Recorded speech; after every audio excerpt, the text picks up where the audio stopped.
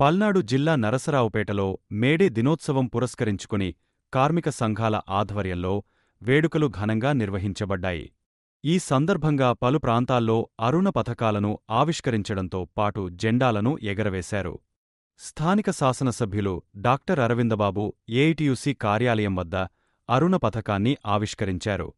CPI కార్యాలయం వద్ద జిల్లా కార్యదర్శి మారుతి వరప్రసాద్ కార్యక్రమాన్ని ప్రారంభించగా రాష్ట్ర నాయకులు వై. చెంచయ్య ఆర్టీసీ బస్టాండ్ వద్ద జెండా ఎగరవేశారు. అదేవిధంగా హరిమిల్, మున్సిపల్ కార్యాలయం, అక్షయమిల్, పూజిత రైస్ మిల్ ప్రాంతాల్లో కూడా కార్మిక సంఘాల నాయకులు జెండాలను ఆవిష్కరించి ప్రసంగించారు.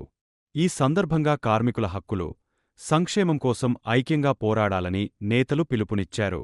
మేడే ఉత్సవాల్లో వివిధ సంఘాల నాయకులు, కార్మికులు, న్యాయవాదులు మరియు సిబ్బంది పెద్ద సంఖ్యలో పాల్గొన్నారు.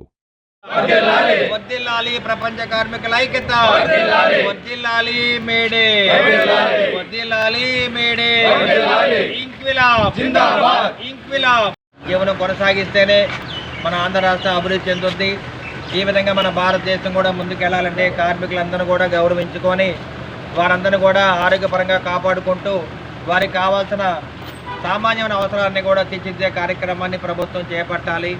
ఆరోగ్యము, విద్య, అదేవిధంగా ఉపకార వేతనాలు, టీఏ, డిఏలు, పిఎఫ్ ఇవన్నీ కూడా ప్రభుత్వం వెంటనే చర్యలు